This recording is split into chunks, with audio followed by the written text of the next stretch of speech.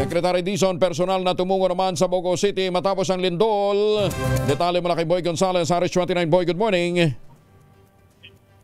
Kuya Angel, personal nagtungo sa Bogo City sa Cebu si DPW Secretary Vince Dizon na kahapon kasama ilang membro ng gabinete bilang pagtugon sa utos ng Pangulong Marcos na agad suriin ang kalagayan ng lugar matapos ang pagmisalang lindol sa Visayas. Sa kanyang pag-ikot, inatasan ng kalihim ang mga building official at municipal engineers na magsagawa ng agarang inspeksyon at assessment sa mga gusali upang matiyak ang kanilang structural integrity. Iniutos din ng kalihim sa Regional Director ng DPW sa Region 7 na agad ayusin ang mga nasirang national road upang hindi maantala ang pag-atid ng tulong. Tinatayang aabot umano sa halos 2 bilyon piso ang initial na halaga ng pisala dulot ng lindol. Kabilang sa prioridad ng kalihim ang agarang pagkukumpuni ng Bogo City Provincial Hospital upang maibalik na sa pasilidad ng mga pasyenteng pasamantalang